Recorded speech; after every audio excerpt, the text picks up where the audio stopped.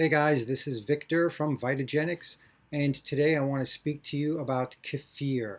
I want to help you understand why kefir is so powerful. So, in order to do that, we're going to start off talking about the context and conditions. Okay, and in this video, I will cover only half of these topics because I want to keep the video short. So, this will be part one, and then I'll do a part two. This way, it's a little bit easier for you to digest if I can keep it just around the 5-minute mark. So, starting off with the context, we have to talk about the difference between kefir that is purchased in the supermarket and kefir that you make at home. So today, all the benefits I'll be speaking about are kefir that you make at home, where you have kefir grains and you can get raw milk, and you have a very good process. You're aging it for a few days, you're fermenting it again with some fruits. If you're using anything less than raw milk, a lot of the nutrition is going to go down. Okay? It doesn't mean it's bad. Even the worst kefir is still good stuff as far as a probiotic. Okay? It's still a very powerful probiotic. But kefir is much more than that when you make it the best way possible. So you can see here I have some things written here as far as temperature and such. Try to avoid pasteurized, homogenized milk. It's just really bad for you. I mean, everything is denatured. The fats, the proteins, they become unnatural when they are exposed to homogenization and pasteurization. So try to always get raw milk.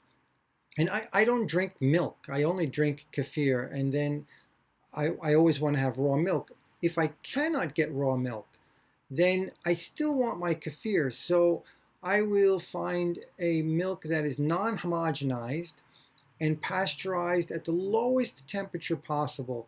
And for example, at the moment I'm in Japan, I don't have access to raw milk, and so I can get milk that is pasteurized at a low temperature of about 140, 145 degrees, which is about 63 degrees Celsius, and it's non-homogenized.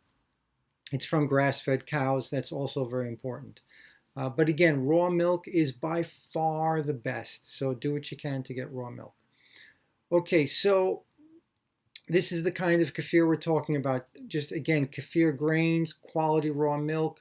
We have process control. We're keeping our grains out at room temperature all the time. We're doing a second fermentation and aging. And we have a prebiotic, meaning from the second fermentation, when we put that fruit there, it provides additional food for the probiotic, okay, which is a prebiotic. Okay, so good quality control is in place. That will result in a probiotic drink that has anywhere from 30 to 60 different species of bacteria and yeast. If you're buying a bottle of kefir in the supermarket, that has 5, 10, maybe 15 different species at the most. So there's a vast difference between what you can make at home and what you can buy in the store. And the same as far as the quantity, the amount of CFU, colony forming units, that are in the probiotic, that are in the kefir. So this homemade kefir, a lot of diversity, a lot of quantity for the bacteria and yeast. It's a very aggressive population that gets into your body. It's adaptable, it's survivable, and it helps to populate your gut with the good bacteria and displace the bad microbes. So that is the probiotic. Okay, now kefir is much more than a probiotic. As I mentioned, it will provide a lot of vitamins, and I mean a lot. You'll get the full complement of B vitamins. You'll get A, D, K2, C, and importantly, you will get the natural isomers of these vitamins. Now, when we want to buy, when we not want to buy, but when we buy vitamins in a bottle, or we buy fortified foods, for example, you see in this picture here, we have vitamin D, where you can get vitamin D from, and they show fortified foods. That means the vitamins are artificial. This is not good.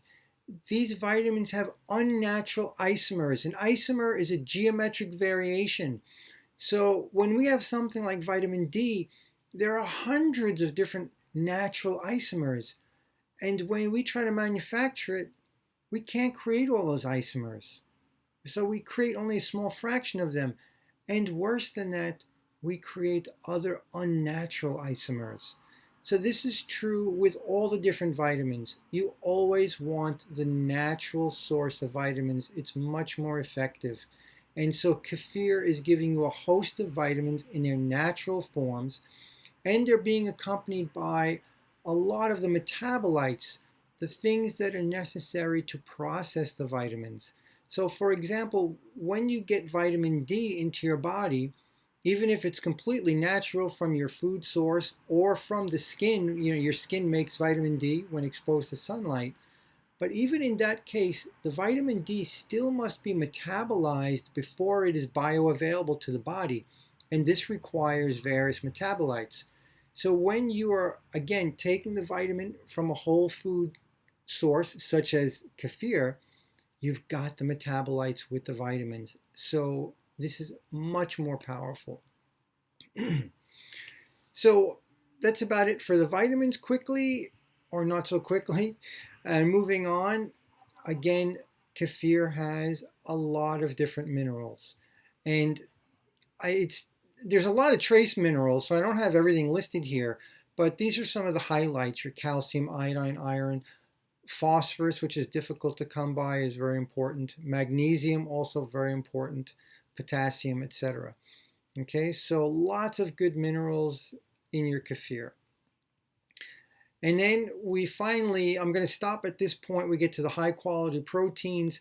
Milk is about 3.5% protein, and that's broken out into 20% whey, 80% casein, roughly. Everyone's familiar with whey. We hear it all the time. This is one of the best proteins that we can get. And these are just the general categories. Okay, there are many different proteins in the milk, and it varies depending on the breed or the animal. And another important thing, the kefir is pre-digesting these proteins. So when you look at something like a casein protein that is in the milk, they're actually in like very large groups, and the kefir is breaking them down. So we can say it's pre-digested. Now, kefir also creates a lot of amino acids and peptides by breaking down proteins further and further. But it's unwrapping these larger bundles of proteins, and that makes it much easier for our body to absorb.